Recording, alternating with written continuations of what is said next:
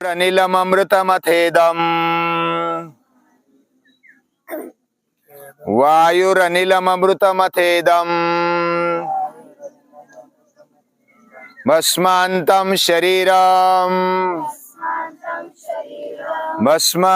शरीरम्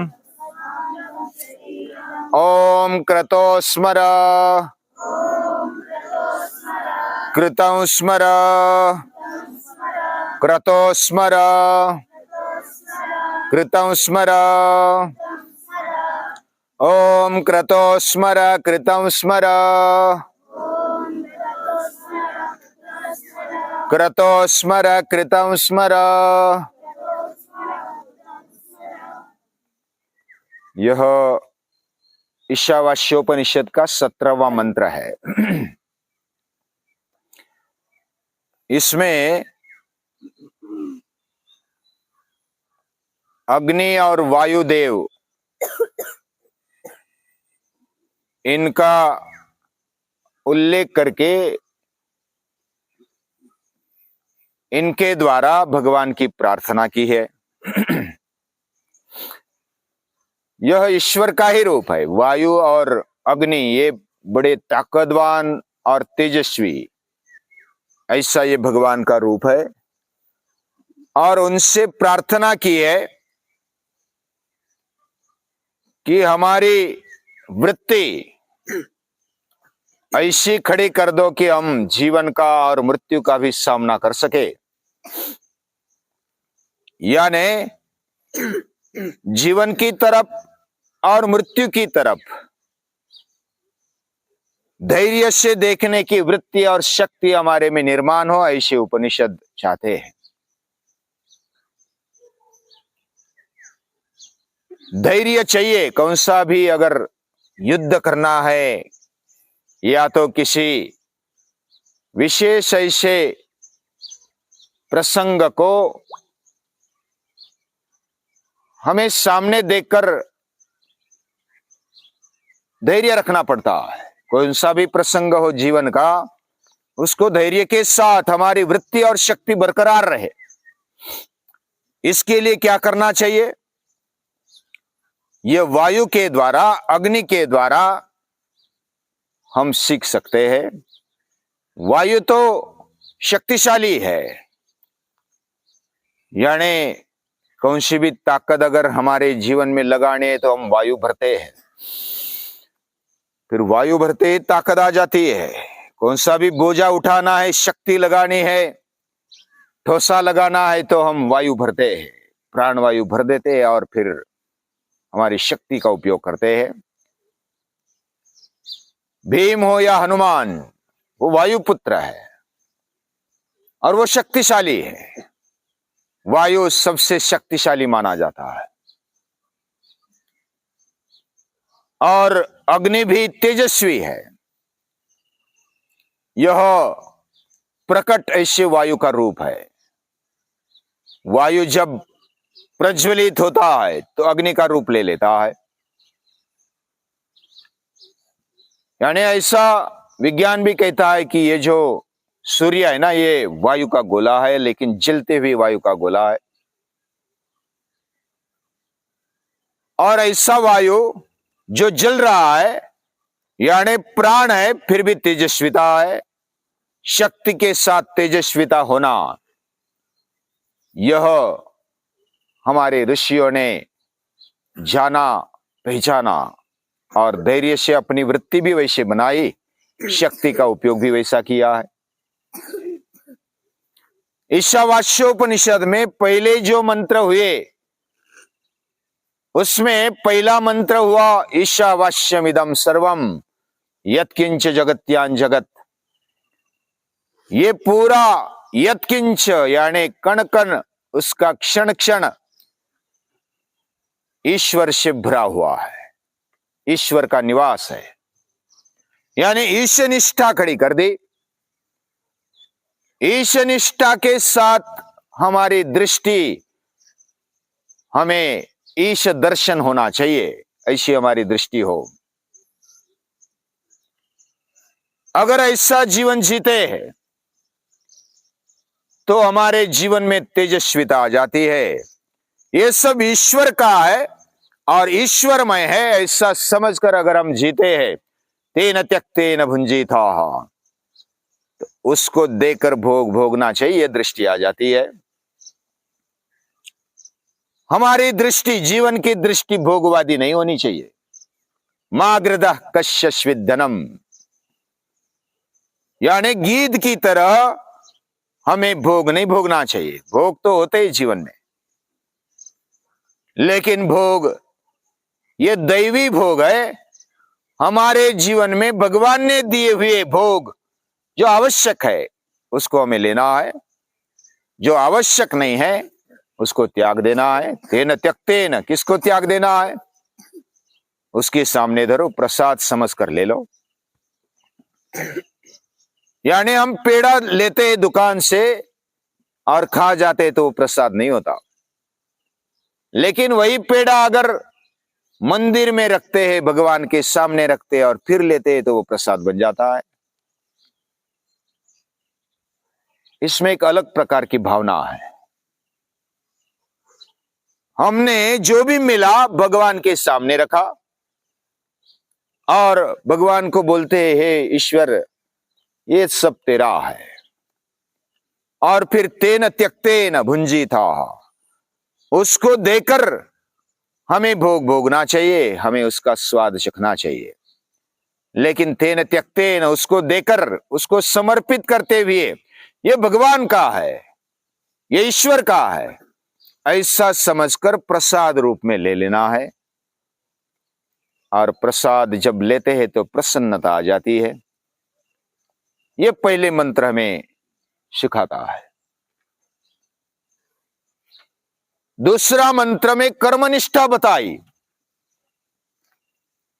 कर्मनिष्ठा कैसी है? ये जो जीवन है ना, ये कर्म से भरा हुआ है। ये कर्म भूमि है, कर्म क्षेत्र है। जैसे गीता में कहा गया, क्या कहा गया? धर्म क्षेत्रे कुरुक्षेत्रे। ये कुरुक्षेत्र है, धर्म क्षेत्र है। और इस पृथ्वी पर, ये कर्म भूमि पर हमें कर्म किए बिना दूसरा चारा नहीं है। कर्मनिष्ठा खड़ी होनी चाहिए। और ये कर्मनिष्ठा खड़ी करते हुए हमारा जीवन होना चाहिए, आगे बढ़ना चाहिए। कुर्वन्नेवेह कर्माणि जिजीविषेच्छतां समाः। 100 साल तक हम ये स्वार्थ भरा कर्म तो सभी करते हैं, भोग से भरा हुआ, ये तो पहले इस मंत्र में कहा। लेकिन उसमें व्यापकता लाते हुए सृष्टि के लिए कर्म, समाज के लिए कर्म, ये दूसरी स्टेप है। पहले तो स्वार्थी कर्म को छोड़कर समाज कर्म, देश के लिए कर्म, या तो समाज के लिए कर्म होना चाहिए, सृष्टि के लिए कर्म होना चाहिए। ये बात बताई महापुरुषों ने। उसके बाद यही कर्म विकासार्थ कर्म होना चाहिए, ये प्रभु प्रीत्यर्थ कर्म होना चाहिए। ऐसा कर्म अगर होता है, ऐसा कर्म करते करते हमारा 100 साल का आयुष्य हो, 100 साल तक हम जिए,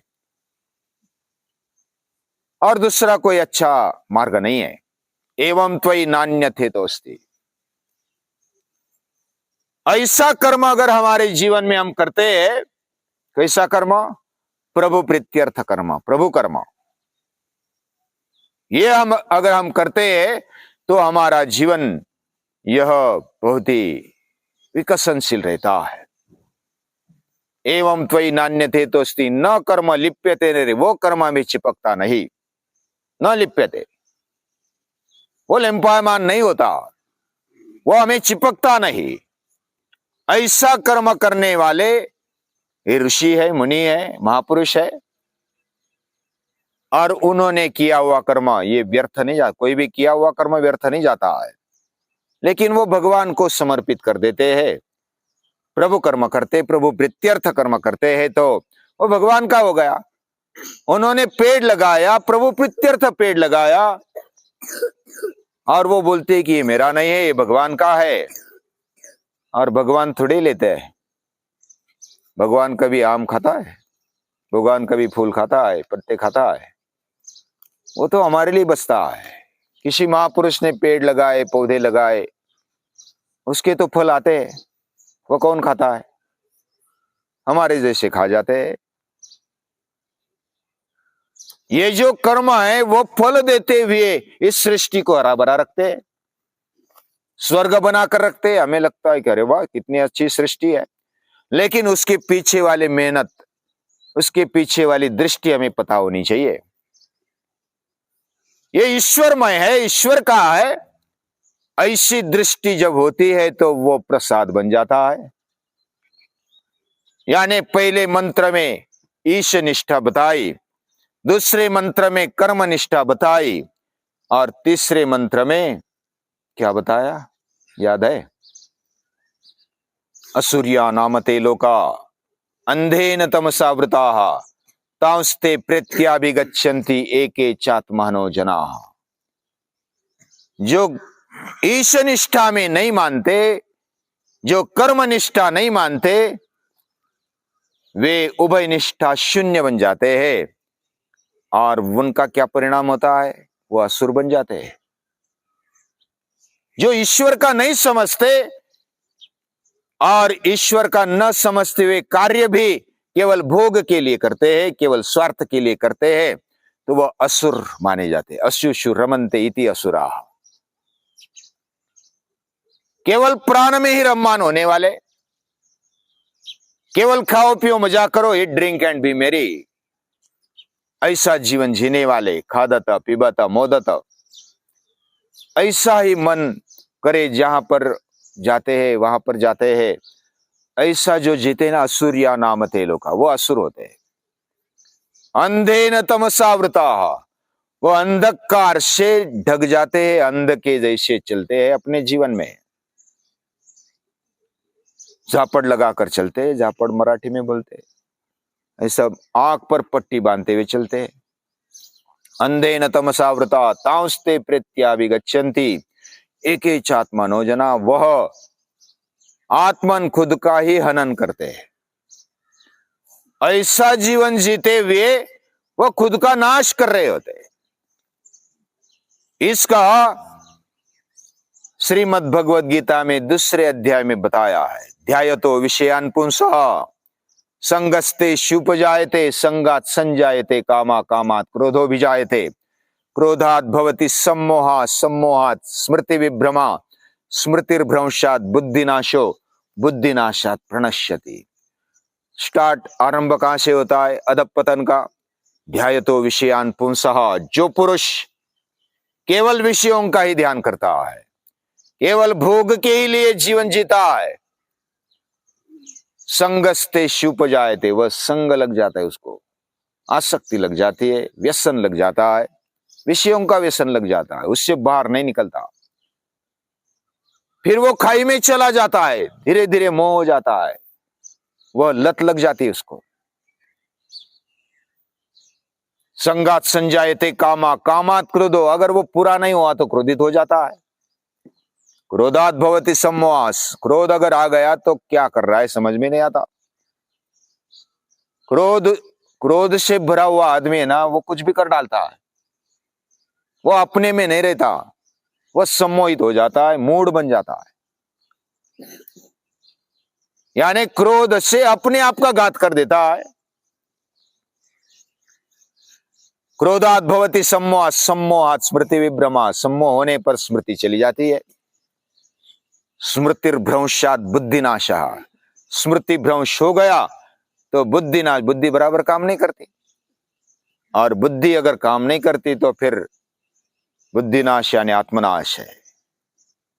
सम्मोहात स्मृति विभ्रमा स्मृतिर्भ्रंशात बुद्धिनाशो बुद्धिनाशात प्रणश्यति, वो बुद्धिनाश के कारण विवेक नहीं रहा, नित्यानित्य विवेक नहीं रहा, समझदारी नहीं रही, तो फिर क्या होगा? आत्मनाश हो जाता है, वो खुद को नष्ट कर देता है। एके च आत्महनो जनाः, वह जो असुर है, राक्षस है, वह आत्महन करते हैं, यानी कि खुद का ही खुद नाश कर देते हैं। ऐसा उभय निष्ठा शून्य जीवन, ये जीवन जीवन नहीं होता। ये उपनिषद बताना चाहते हैं। ये रिवीजन कर रहे हैं हम। ईशावास्योपनिषद क्या बताता है? ये माता है, ये दादी माँ है, और दादी माँ हमें बताती, बार बार बताती है, हमारा जीवन, हमारी वृत्ति तेजस्वी हो, हमारी शक्ति योग्य काम में लग जाए। ये बात उपनिषद माता बताना चाहती है। और भी आगे देखेंगे। आज के लिए इतना ही। सभी को नमस्कार।